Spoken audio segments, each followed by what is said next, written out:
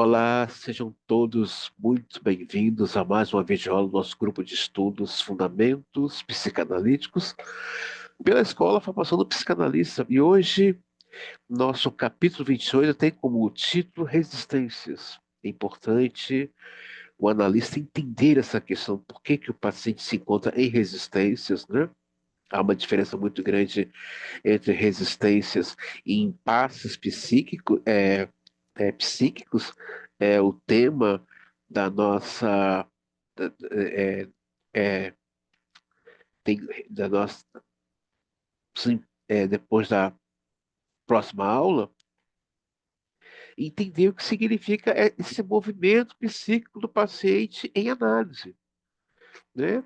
Entender a partir da sua estrutura psíquica, da sua formação, do seu desenvolvimento, tudo isso é importante. Por isso, eu peço a vocês, né, que psicanálise a gente sempre volta lá nos estudos teóricos da estrutura e função do psiquismo, página 107, a formação da personalidade, página 89, e grupo familiar, normalidade, patologia da função materna, página 103.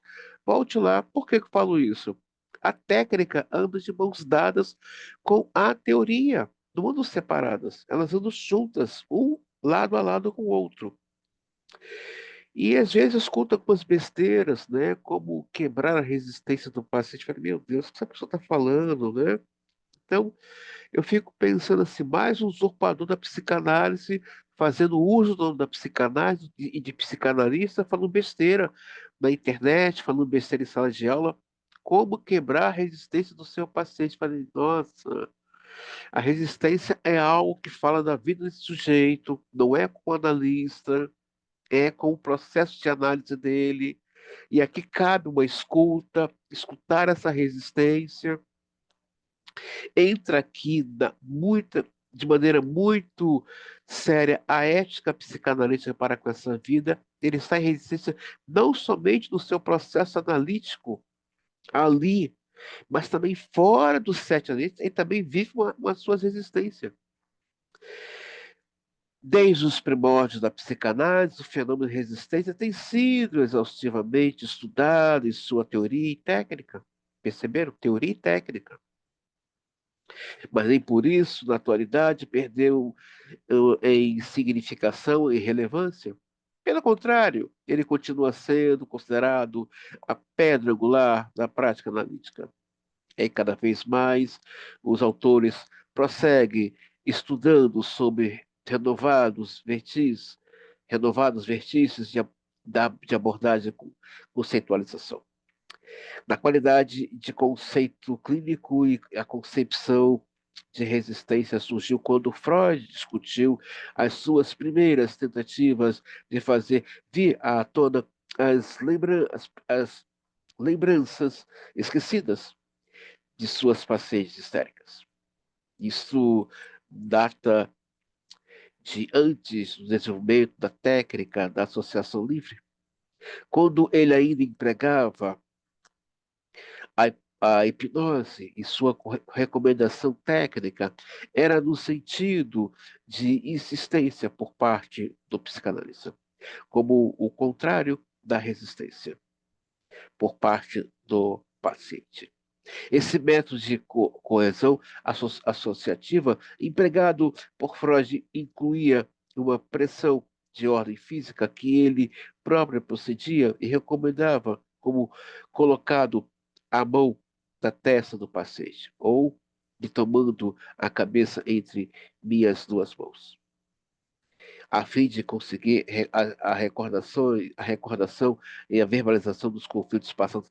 Em uma análise, né, o analista tem ali todo o seu conhecimento teórico e técnico, o analista não, como diz o Bill, ele na análise, ele não tem cabeça e não tem coração, né? O que é isso? Tem cabeça e coração. Ele abre mão da teoria, da técnica, do coração, não se deixa levar pelas questões da empatia, né, com relação ao sofrimento do seu paciente, ou analisando, mas ele está ali numa atenção flutuante. O que significa a atenção flutuante? ouvir aquilo que escapa realmente, né? Eu, eu fiz um vídeo recentemente em que eu falava dessa preocupação dos nossos colegas da saúde mental estar preocupado em resolver o problema psíquico, sintomático, dos pacientes, enquanto que a psicanálise, o analista não tem que estar preocupado com os sintomas. O sintoma é o fazer artístico desse paciente, que ele chega na análise entregando para o analista. A questão é, o pode e deve, né? Pode e deve ter, sim, tem que ter, no momento em que o paciente se encontra em resistência, tem que ter, sim, o conhecimento teórico, tem que ter o conhecimento técnico, mas a psicanálise não tem como objetivo resolver o problema do sujeito. Não tem esse objetivo. A psicanálise ela tem uma proposta de clínico e ela tem ali uma proposta de possibilidades a partir daquilo que o sujeito pode suportar no seu processo de análise. Então, eu tenho visto um alvoroço nas redes sociais, né? Como encher uma agenda, como lotar o consultório, como curar esse paciente. Gente, a psicanálise não vem para curar. Não, vem para curar. Ela traz uma proposta clínica, mas o desejo de cura pertence ao paciente, não ao analista. O analista escuta não com a intenção de curar o sujeito, até porque essa escuta ela é ética. Ela é ética. Pode acontecer do sujeito falar de si, do seu processo de análise, e daqui a pouco ele fazer, que nem aquela música do Cazuza, vou pagar a minha última conta da análise para não saber quem eu sou. Não, não através do analista, mas através dele próprio. Eu tenho visto um alvoroço, fazer especialização aqui, ali. Peraí, tá? Eu sou a favor de estudar, sou a favor, sou o primeiro. Eu sou a favor da pesquisa, sou a favor de um bom conhecimento teórico, um bom conhecimento técnico, um bom conhecimento das psicopatologias. Eu sou a favor. Aliás, sou um ávido pesquisador da psicanálise há 21 anos. Tenho outras formações, como filosofia, teologia, que eu não abri mão. Tenho as minhas inúmeras pós, que já está chegando a 20 já o total de pós-graduações, está chegando nesse nível já. Mas não é estudar por estudar, tudo tem um propósito, tem uma finalidade voltado para para as minhas pesquisas, mas, gente, eu estou vendo uma coisa assim que eu acho que não adianta ter muito conhecimento teórico e técnico, entender bem a técnica, entender as nuances é, das patologias, se eu não tiver uma escuta. E eu tenho batido aqui nessa tecla há muito tempo, nessa videoaula, e também nas videoaulas dos grupos de estudo das almas de Sigmund Freud, a importância desse analista saber escutar. Saber escutar. É, há um filósofo chamado Arthur Schopenhauer que ele dizia: você lê tantos livros, mas você conseguiu entender um? Conseguiu interpretar pelo menos um capítulo?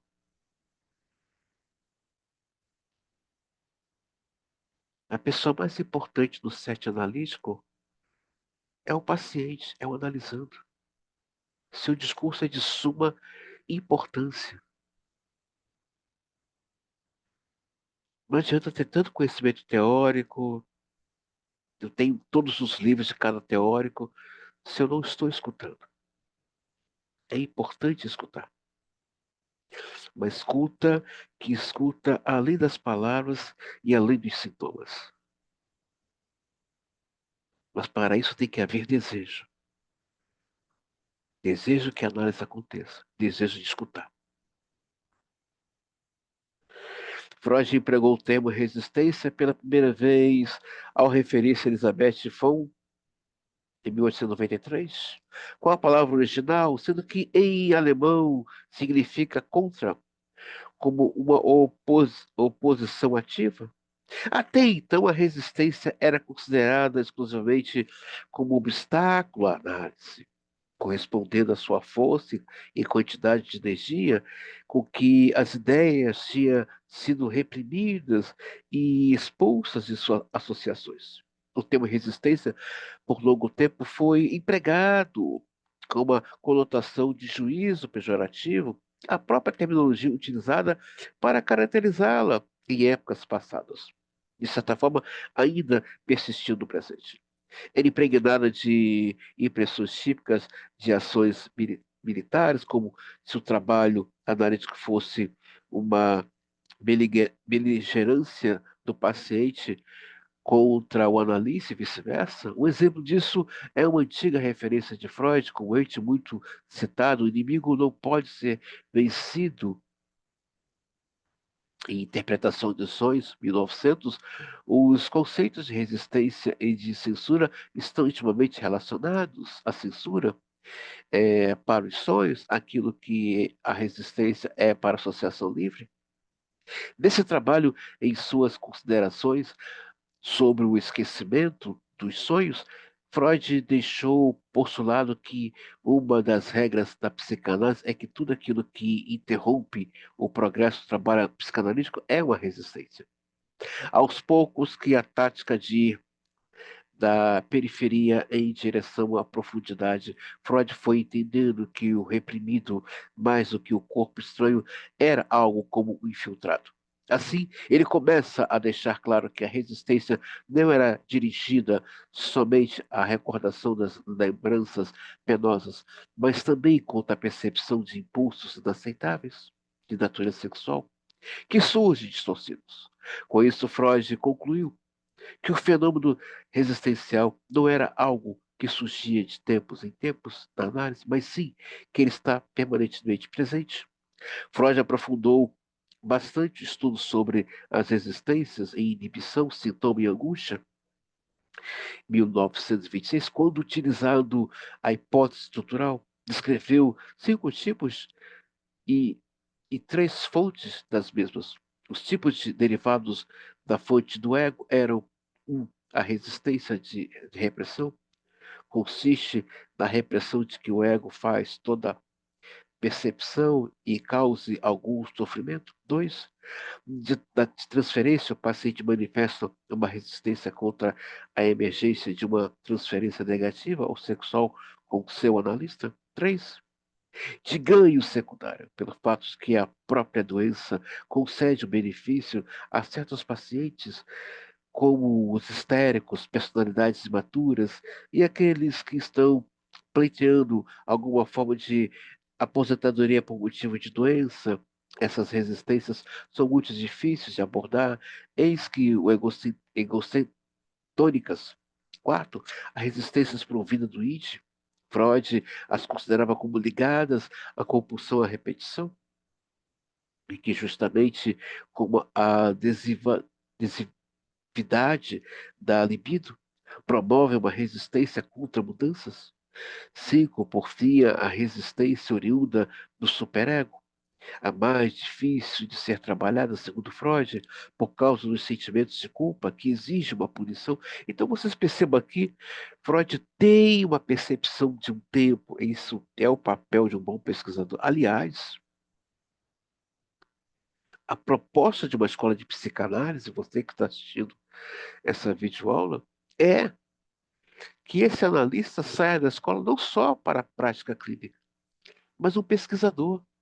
Alguém que venha voltar lá naquela teoria. Então, Freud começa os seus estudos de uma, de uma forma sobre a resistência. Ele vê de um ângulo negativo, mas ele depois vê algo muito mais abrangente. Ele vai mergulhar na resistência dentro de todo esse aspecto psíquico. Todo esse aspecto psíquico, né? Do id, ego, superego, ele vai ali analisar ponto por ponto, não é? Então, essa resistência está falando de algo muito mais profundo na vida do sujeito. E Freud vai falar disso com muita propriedade, né? Por que que essa história se repete? Isso aqui é uma resistência. Por que que o sofrimento está vindo? É uma resistência, mas há um investimento dimensional ali naquele sofrimento. Eu quero passar por essa dor de novo. Eu quero vivenciar essas humilhações penosas. É uma resistência. No clássico Análise Interminável, Interminável, 1937, Freud introduziu alguns novos postulados teóricos técnicos. E creio que pode dizer que aí ele formula o sexto tipo de resistência, a que é provido do ego contra o próprio ego. Em certos casos, o ego considera a própria cura como um novo perigo. Ao meu juízo, Freud está aqui intuindo e pronunciando aquilo que Roosevelt, em 1965, veio a chamar de gangue narcisista. E Steiner, em 1981, de organização patológica. É aqui que eu quero chamar a atenção de vocês, né? Provido do ego contra o próprio. É aqui que o Zimmermann, em cima dessa teoria do Freud, desenvolve o contra-ego. É aqui. É aqui que ele desenvolve o contra-ego. É aqui que ele desenvolve essa teoria. Está em Freud? Está em Freud.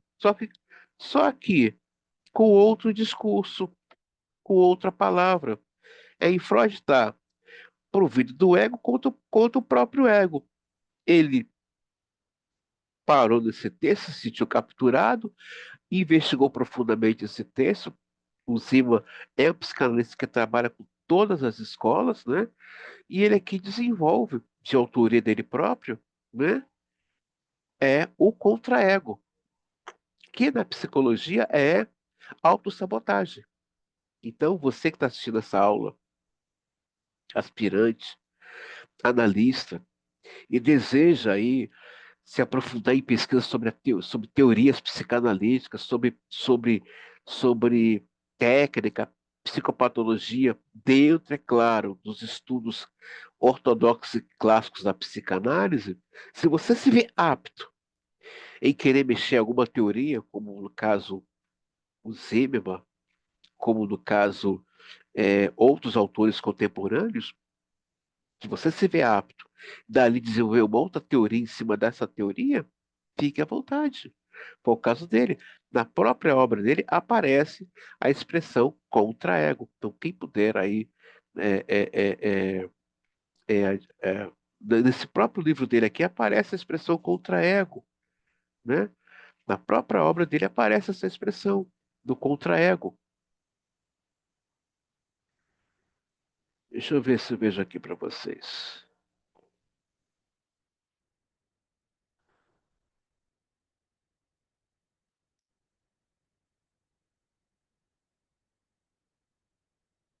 Achei contra-ego. Sorcitinho.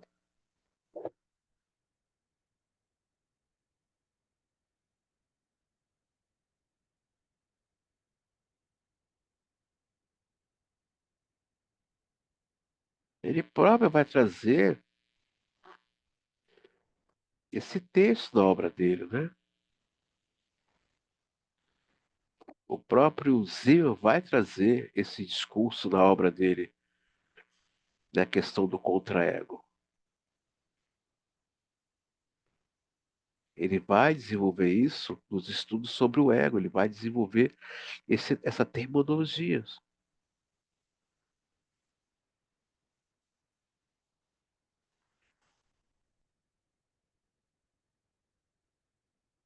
né? Quando vocês estudarem funções do ego, essa terminologia aparece na obra dele.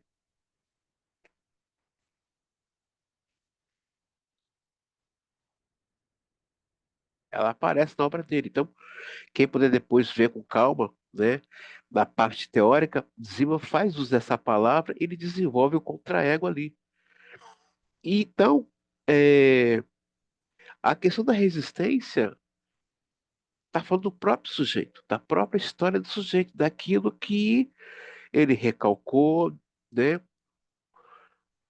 O ato falho é um sintoma provido de uma de um recalcamento, de uma resistência, mas está falando do próprio sujeito, né? E na página 311, Zimmermann vai trazer os tipos de resistências. Não é possível uma clara classificação ou sistematização das resistências por três razões: as diferenças semânticas entre os autores, os múltiplos vertices de abordagem e sua multideterminação. O que pode ser dito é que a resistência tanto pode ser inconsciente quanto consciente, mas sempre provém do ego, ainda que possa vir orquestrada pelas outras instâncias psíquicas. Ela pode expressar-se por meio de emoções, atitudes, ideias, impulsos, fantasias, linguagem, somatizações ou ações. Ou seja, todos os aspectos da vida mental podem ter uma função de resistência, daí a sua extrema complexidade. Clinicamente, elas aparecem em uma variedade de maneiras, claras, ocultas ou sutis, simples ou complexas, pelo que está acontecendo e pelo que está deixando de acontecer. Além disso, cada indivíduo tem uma pletora de recursos, resistências, os quais variam com os distintos momentos do processo analítico. Aí fica o analista, né, preocupado, né, de o paciente estar em resistência. Isso não é um problema seu. Ah, então tem a ver com a minha análise, como eu estou conduzindo. Não tem nada a ver com você. A resistência está falando do sujeito frente ao seu processo de análise. Gente, é incrível, né? Como tem profissionais da saúde mental mal resolvida com as suas questões de ordem edipiana e narciso primário. Meu Deus, eu, eu volto a falar. Você que está assistindo essa aula, você que é da nossa escola, você que é aspirante, você que já é analista, não abra mão da sua análise. Não abra mão da sua análise. A análise é importantíssima e ela é fundamental para a sua formação, que nunca acaba. Nunca acaba. Eu fico assim pensando, né, em colegas que se culpam. A análise não está avançando, mas você está escutando, você está lendo essa resistência.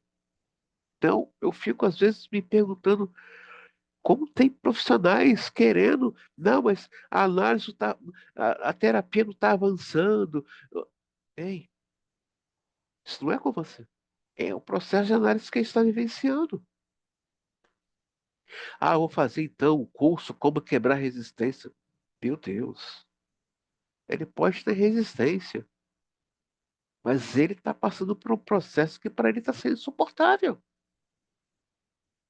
O não pagar análise, o chegar atrasado, o faltar, são sinais de resistência. As resistências poderiam ser sistematizadas a partir da teoria estrutural, como fez Freud, em 1926, na qual ele postulou os cinco tipos clássicos a- atrás referidos. Sob essa ótica, hoje o importante consiste em estabelecer as interrelações dentro das respectivas instâncias psíquicas, de onde se originam as resistências inconscientes, id, ego, superego, ego ideal, ideal de ego, contra-ego. Contra-ego dele. Ele desenvolveu essa teoria.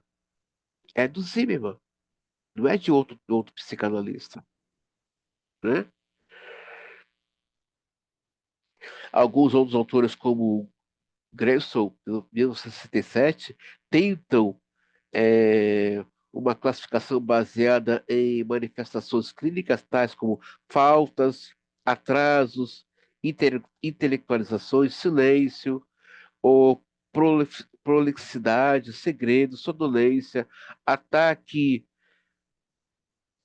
ataque às funções do ego em si próprio ou no analista, de perceber, sentir, pensar, discriminar, fuga para extratransferência, etc. a partir desse enfoque clínico, o importante é que um dos passos cruciais da análise possa se transformar as resistências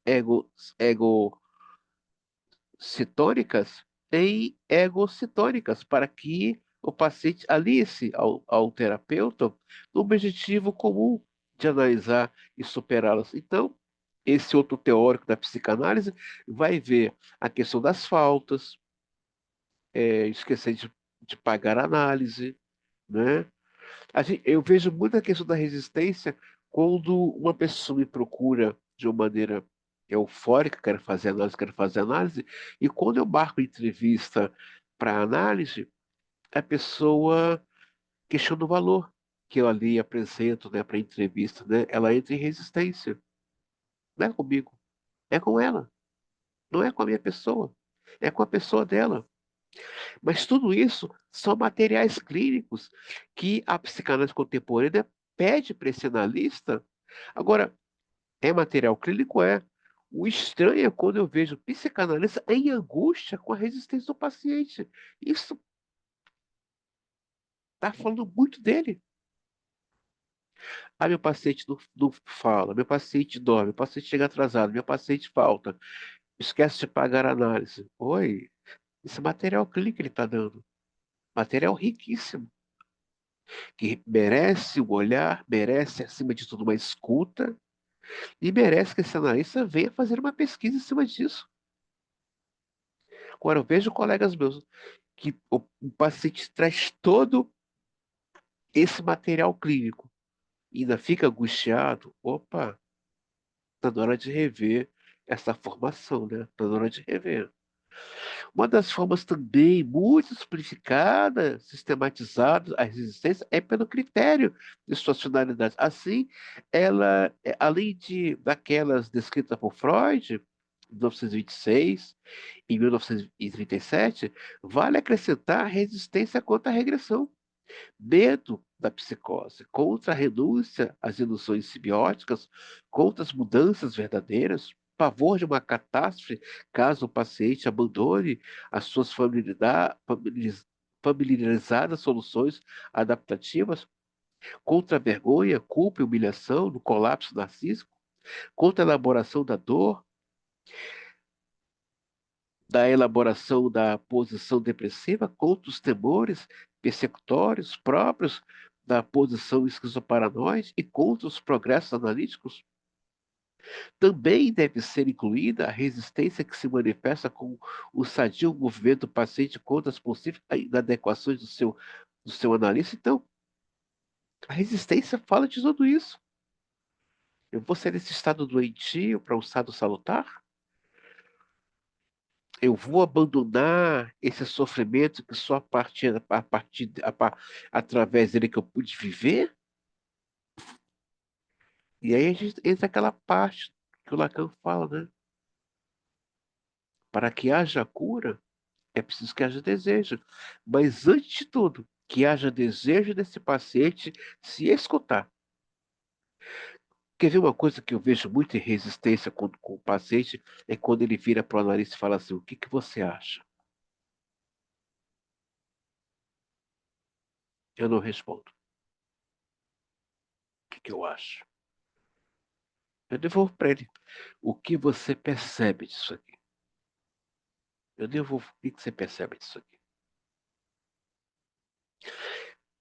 Eu vejo muita questão de resistência também na formação do aspirante, né? Questão de pagamento da mensalidade das aulas, me coloca no lugar edipiando de que eu sou o pai que tem que cobrar esse aluno a mensalidade. E a questão das aulas. Quando a pessoa começa a me dar desculpa, não, porque nesse horário eu estou fazendo isso, estou fazendo aquilo, eu não vou falar. Mas espera aí, tá faltando as aulas. Ah, tá, que as aulas tudo bem que ficam gravadas, mas eu não vou falar com quem do seu processo estudantil aqui, mas que fica numa garantia que ela vai ficar gravada. E por ela ficar gravada, eu posso assistir depois, ele está falando muito da sua resistência. Uma coisa é assistir essa videoaula gravada, outra coisa é participar dessa videoaula do grupo, quando ela está ali sendo transmitida. Essa resistência eu não falo, nem toco. Eu tenho aprendido uma coisa muito gostosa no meu percurso analítico. Se eu percebo que a pessoa não tem escuta, eu não falo. Não falo. Se eu- Antes tinha uma infantilidade narcísica, né? Se a pessoa não estudou filosofia, psicanálise, teologia, eu não tenho esse conhecimento A, B, C, D, F, G, H, até Y, eu não converso. Hoje em dia, eu mudei meu pensamento. Não converso. Não discuto com quem não tem uma escuta. Se eu perceber que a pessoa não tem escuta, eu dou toda a razão para ela. Porque a escuta promove o diálogo e a escuta, ela leva o sujeito a ver uma verdade e um saber que não está nos bancos acadêmicos, não estão nos livros intelectuais clássicos. É um saber muito rico e profundo, que está além muitas vezes da compreensão, mas que aquele sujeito que está ali pronto para escutar, ele próprio vai compreender. Uma outra tentativa de sistematização seria baseá-la no tipo e grau e função das defesas mobilizadas. Assim, as organizações defensivas podem se constituir como inibições, sintomas, angústias, estereotípias, traços caracterológicos, falsa identidade, formas obstrutivas de comunicação, linguagem, ectes e isso aqui já são as atuações, né? Teatrais histéricas, né? Que a pessoa ali apresenta, né? Somatizações, fica buscando desenvolver identidade a partir do outro, a pessoa fala de um jeito, ela também imita a pessoa escreve de um jeito, ela... Então, isso aqui são resistências ao próprio ser, à própria existência dele. A resistência fala de uma existência que está em desistência. Podemos classificar as resistências relacionadas aos pontos de fixação patológicos que lhes deram origem. Assim, teríamos, por exemplo, resistência de natureza narcisística, esquizoparanoide, maníaca, fóbica, obsessiva, histérica, etc. É claro que isso fosse tomado como de modo absoluto, geraria grande imprecisão. Tão óbvio nos por exemplo, a subjacente de toda fixação edípica pode ser refletida a criança,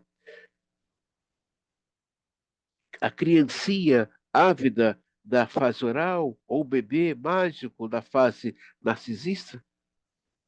É útil considerar as existências em relação às etapas evolutivas do desenvolvimento emocional primitivo? Dessas, a narcisista é particularmente importante por se constituir no crisol da formação da personalidade e da identidade. Assim, a maioria das pessoas que hoje procuram análise a- apresenta importantes problemas caracterológicos de baixa autoestima e de prejuízo do sentimento de identidade, derivados da permanência de um estado depressivo subjacente, muitas vezes resultante das primitivas feridas narcisísticas. Então, cabe a esse analista que vá atuar na clínica ter uma noção detalhada, teórica e técnica desse fenômeno psíquico. Está falando do sujeito, está falando das suas questões edipianas, está falando das suas questões narcísicas, primárias. Gente, eu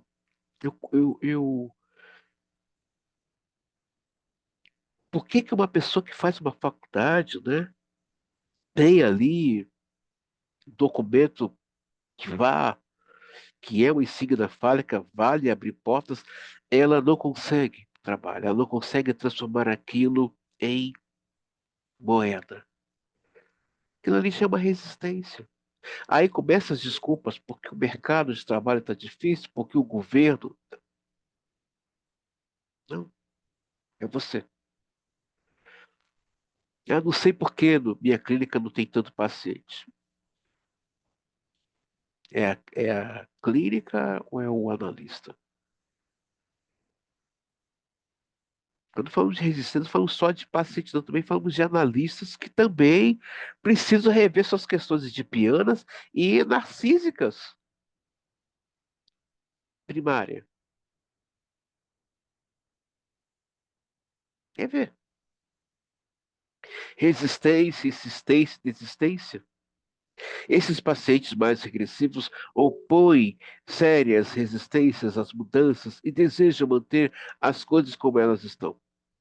Não porque não desejem curar-se, mas é que não acreditam nas melhoras, ou que as mereçam, ou que corre o sério risco de voltar a sentir as dolorosas experiências passadas, a traição e humilhação.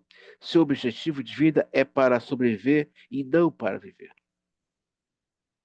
Cura dói. Eu gravei um vídeo desse há pouco tempo no Instagram. Cura dói. Cura assusta. Se pertencer assusta. Mas viver é uma arte. Viver é um parir. Vai ser um processo muito longo. Por que que eu amo psicanálise? Por que que eu amo isso aqui? Por que que eu vou morrer nesse lugar aqui? Porque a psicanálise te convida a vir a ser. E esse vir a ser um processo. Desse sofrimento, há um saber, há uma verdade, há um ouro a ser extraído, a ser mensurado. Ah, não faço análise porque vou ter que olhar para o meu sofrimento. Vai ter que olhar sim, mas antes vai ter que escutar esse sofrimento, vai ter que escutar aquele choro, vai ter que escutar aquele abandono, vai ter que escutar aquela humilhação, vai ter que escutar aquela traição. Há ali o discurso, há ali uma verdade que não foi ouvida. E há ali um saber rico e profundo que não se encontra nos bancos acadêmicos e nem tampouco nos livros intelectuais. É muito gostoso. Isso não tem preço. Não tem preço. Mas é transformador e libertador. Etiologia. Quem puder comprar o livro desse autor sobre etiologia da psicanálise, eu recomendo. Etiologia não. E etimologia. Quem puder comprar esse livro dele, Etimologia da Psicanálise, do mesmo autor, tá, gente? Etimologia. Vou me socorrer da etimologia para clarear a última afirmativa?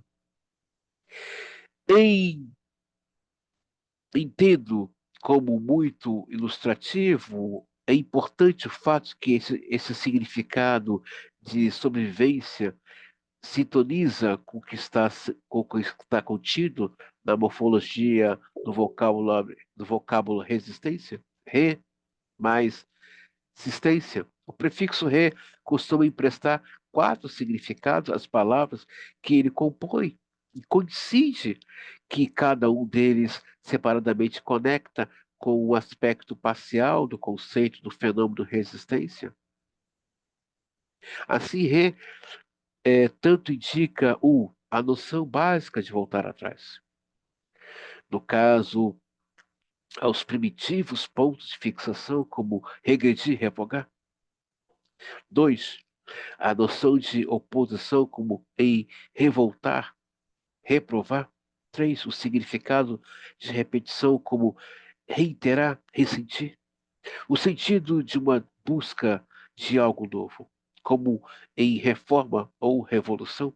Por sua vez, o étimo sistência deriva de sistere, Existence, que em latim e outros tem o significado de continuar a existir. A partir dessa perspectiva etimológica, o conceito de resistência, especialmente com um paciente bastante regressivo, pode ser entendido como sendo uma volta à utilização. 2. Recursos defensivos e ofensivos contra o que ou quem lhe representa alguma ameaça. 3. De um modo repetitivo, tenaz, em uma busca ativa do direito. De 4. Continuar a existir, vem o prefixo ex, que significa para o mundo de fora, contrário de resistir, ou seja, desistir. O prefixo que significa privação é que seria funesto. A propósito, penso que a forma resistencial mais grave, justamente de um estado mental do analisando, de desistência, em cujo caso ele procede unicamente de maneira formal e mecânica, sendo que o seu único desejo pode ficar reduzido ao extremo de não ter desejo. Assim, esterilizando a eficácia analítica, ou seja, a resistência ao desejo, a resistência de ter desejo. E não é isso que o discurso capitalista vem trazer?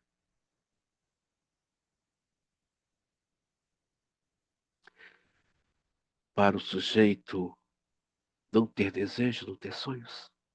Não é isso? É isso sim. O discurso capitalista diz você pode tudo, você pode fazer tudo. Não é bem assim. O desejo fala de uma falta e me põe em movimento. Isso é que é o gostoso do desejo. Lhe põe em movimento para com aquilo que você deseja conquistar. Resistência na prática analítica, dentro da concepção da contemporânea psicanálise vincular, não é possível desassociar a resistência da contra-resistência unicamente com o propósito didático. É que eles serão abordados separadamente em capítulos específicos. As resistências do paciente na situação analítica manifestam-se de múltiplas formas, em diversas dimensões, como é o seguinte: em relação ao 7, né? Isso é muito importante agora a gente ver a profundidade da questão da resistência. Em relação ao 7, a criação do 7 constitui-se na principal tarefa do analista para assegurar o estabelecimento e a manutenção do processo analítico. É o 7 que garante a indispensável colocação dos limites que, e de hierarquia e abertura de um novo espaço, hoje podem ser reproduzidas antigas experiências emocionais mal resolvidas com o indispensável clima de verdade e neutralidade. Por isso,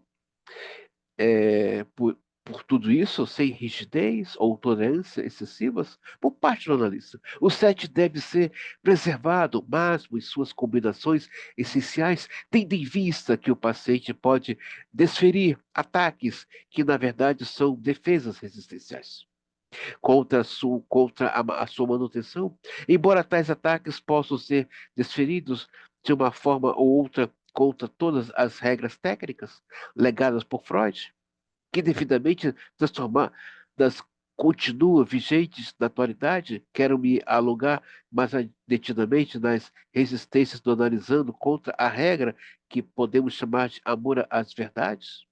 O conceito de verdade na relação analítica é fundamental em todos os aspectos teóricos e técnicos, e sua importância tendo sido exaltada pelos mais notáveis estudiosos da psicanálise, sendo justo dar uma relevância especial às estimáveis contribuições de Bio acerca desta temática. Assim, Bio, 1963, considerou importante considerar que nas terapias psicanalíticas, todo paciente, todo analista é portador de algum grau ou parte que prefere as não-verdades, é o que ele denomina como K, Isso está longe de ser sinônimo de mentira ou falsidade, ainda que ocasionalmente possa ser. Ou seja, o que que é essa preservação do set? É a ética. A ética. Não é a verdade do analista, é a verdade desse sujeito que ele vai ter que tocar. Não é o analista que tem que tocar. Não é o analista que vai falar, eu vou falar a verdade para o meu paciente. Oi, você está numa conta transferência. Que é isso? Não tem que falar a verdade para o meu paciente, não. Ele que vai tocar nas verdades dele, não sou eu. Ele que vai mexer nela, ele que vai me convidar, ele que vai te convidar. Olha aqui o que eu estou vendo sobre a minha pessoa. É ele, e não o analista.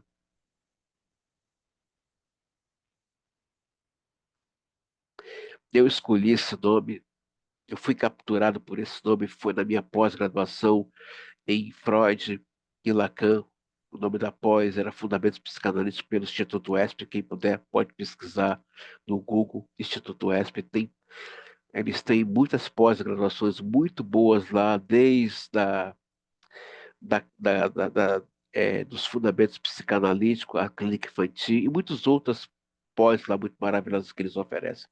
Mas eu fui capturado das primeiras aulas a palavra formação do psicanalista. E essa aula foi muito bem trabalhada, muito bem explicada sobre a preocupação que o Lacan tinha sobre a formação do analista, preocupações que também era de Sigmund Freud. Freud se preocupava com a formação do psicanalista bem trabalhada, desenvolvida e que viesse preservar o nome da psicanálise. Gente, na boa, eu tenho visto umas coisas, pessoas que se dizem psicanalistas, e eu fico assim, volta o meu pensamento como um pensamento lacaniano, mas como é que se deu essa formação? Como essa pessoa se tornou analista desse jeito, falando essas coisas? Gente, tem umas coisas estranhas aí acontecendo que eu confesso a vocês que eu questiono aonde essa pessoa estudou. Ela teve contato realmente com alguns teóricos sérios da psicanálise, sabe? Uns textos que sem perna, sem cabeça, sem nada. Meu Deus, isso é muito sério. Uma psicanálise que tenta ajudar. Como assim a psicanálise ajuda? Sabe? Umas coisas assim estranhas, muito estranhas mesmo. Em relação à interpretação, a eficácia de toda interpretação do analista, além da importância de seu conteúdo, forma, oportunidade, finalidade e estilo. Como é que ela é comunicada ao paciente? Depende fundamentalmente do destino que as mesmas tomam na mente deste último. Isso nos remete a um problema muito sério relativo à resistência na prática analítica. Qual seja de que as interpretações do analista, apesar de estarem certas do ponto de vista de compreensão da conflitiva inconsciente, possam ser ineficazes. Ou seja, o que está dizendo é o seguinte, você pode até ter uma interpretação dessa resistência, desse quadro clínico, mas o Nazi diz uma coisa interessante. Muitas vezes não é bom dele pontuar. Se ele está resistente, ele vai escutar, ele vai revidar. O paciente de resistência, ele não está escutando. É aquela análise que ele fala, fala, fala, e o analista fica só calado, olhando para ele. Então, dá-se uma fala muito interessante. Ele não está pronto para ouvir a verdade dele, não é a verdade, é aquela verdade em que o analista fala, agora posso tocar nesse ponto aqui, que ele está pronto para ouvir. Quando a pessoa está pronta para se escutar, há mudanças funcionais. Do analista que curou, foi ele que se escutou. E na sua escuta, ele viu a sua verdade e viu o saber do seu sofrimento. O saber esse rico e profundo. A transmissão do conteúdo verbal do paciente para o analista e vice-versa implica tantas variáveis e tantos vertices teóricos que se torna impraticável fazer aqui um estudo minucioso. Vou me limitar à observação de algumas costumeiras formas de resistência ao ato interpretativo, como são, entre outros tantos, os seguintes assinalados por Bill: os distúrbios da comunicação, os ataques aos vínculos perceptivos e o fenômeno da reversão da perspectiva. Assim, em sua primeira observação, que se opõe e é que nem sempre a comunicação verbal do paciente tem a finalidade de realmente comunicar algo para o psicanalista, pelo contrário, muitas vezes, tal como nos ensinou Bill, o propósito inconsciente visa confundir o terapeuta e atacar os seus vínculos perceptivos. O mesmo autor enfatiza que o dom da fala pode ter o propósito de elucidar e comunicar pensamentos, assim como também o de escondê-los na dissimulação e na mentira. Todos nós conhecemos aqueles indivíduos fortemente narcisistas para os quais é muito gratificante usar uma linguagem onde prevalece sobre isso na situação analítica, se coloca a serviço da resistência. Como se dá a interpretação da psicanálise? Como se dá?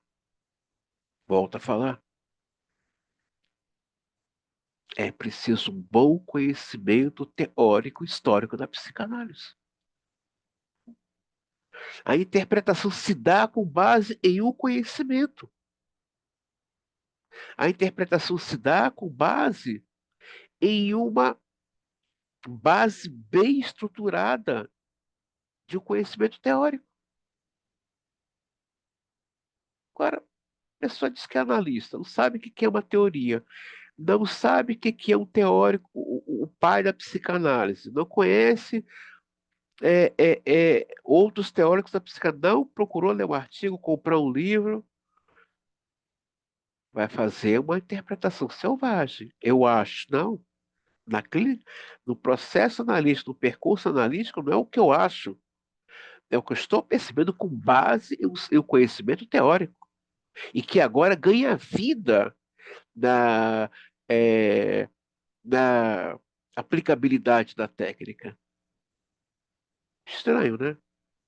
Pessoa muito estranha. Eu confesso que eu, ultimamente, tenho visto umas coisas que eu não sei nem como é que, se é que tem ali uma análise, né? Em relação à elaboração, né? Os processos de elaboração analítica consiste, em linhas gerais, na aquisição de um insight total. A partir da integração de insights parciais, pode-se dizer que no curso da análise o fluxo de continuado e crescente de insights, sem que haja mudanças e autênticas na vida real, está se revelando como um sério indicador de resistência à análise, talvez uma das mais sérias, qual seja a da resistência às mudanças. Fora as de dúvidas, os pacientes que apresentam maior grau de resistência às verdadeiras mudanças são aqueles que, mercê de uma forte característica narcisística defensiva, funcionam no processo analítico na condição de pseudo-colaboradores. Essa última denominação já aparece no magistral trabalho de Abraham, que aborda essa temática de resistência narcisistas. E mais recentemente, também Meltzer, 1973, considera que esses falsos colaboradores como pacientes que desenvolveram o que ele denominou como pseudo madurez, assim, estranhamente, sem citá-lo. Essa última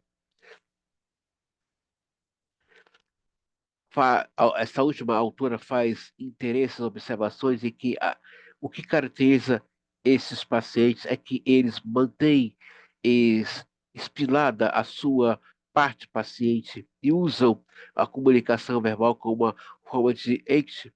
Aparentemente são bastante cooperadores e adultos, mas essa cooperação é uma pseudo-cooperação destinada a manter o analista afastado das suas partes infantis do self, realmente desconhecidas e mais necessitadas. Então, o que são as partes infantis? Essas questões edipianas mal resolvidas, não só edipianas, mas também o narcisismo primário. Por isso que eu volto aqui nessa videoaula, eu estou colocando o meu parecer.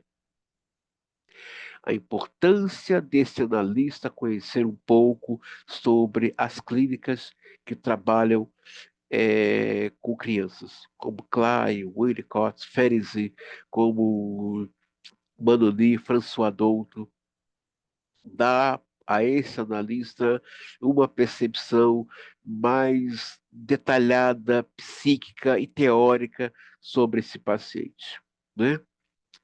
Como falei para vocês, a psicanálise não oferece garantias, mas possibilidades. Ah, meu paciente está indo bem na análise, ele está falando, ele está tendo insight, ele está em transferência, ele está falando, ele está tendo insight, ele elabora. O fato de ele chegar na elaboração não quer dizer que ele vai virar chave funcional. Lembra que eu falei com vocês no começo? A música do Cazuza?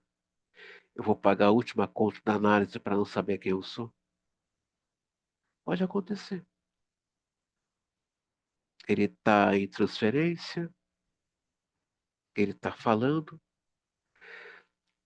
ele está tendo associação livre, ele está tendo insight, ele está elaborando, mas na hora de virar a chave e abraçar suas verdades penosas, ele diz: não, não, não quero.